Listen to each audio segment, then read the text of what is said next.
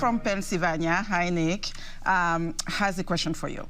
Meme culture is having a growing effect on investment. Do you see this as a growing problem, or should investors put this in perspective of an overall portfolio?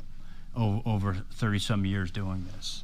One, I think the two of you will agree, Massa, you'll agree too, that markets are extremely efficient. Whatever you know, whatever you hear about a company, it's almost instantaneously right in that share price. Everything that's known about a company, if it's public, it's right into that share price. Now, we always think of that in terms of facts and figures, but that also includes sentiment, emotion, hysteria. That can be built into the share price too. So you can have periods where look, the valuations don't really tie tightly to the fundamentals. They're irrational, so to speak.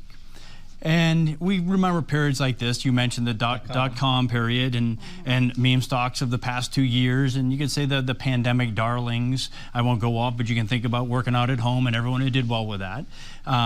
So all of those things are times where you say, wow, these things have really pushed up in valuation and it's dislocated.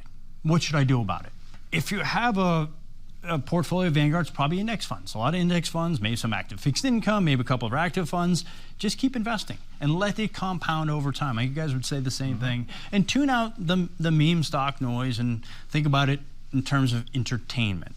I don't know, in my years doing this, I've yet to meet the person. Mass, you talked about speculation. I've yet to meet the person who year after year, I'll even give you every other year or every third year, is right enough with speculation to build a long-term retirement portfolio.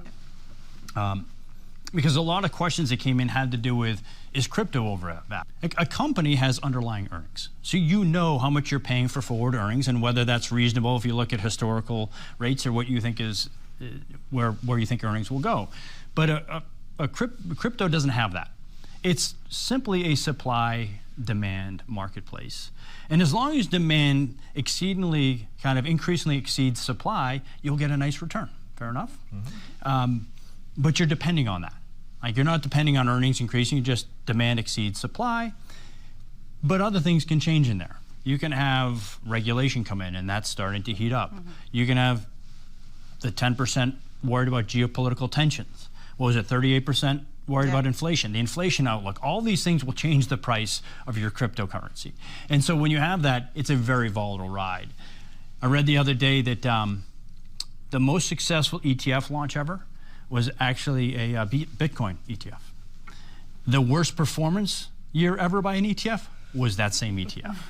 So hugely popular, highly volatile, but we don't see why it would be in a typical Vanguard portfolio.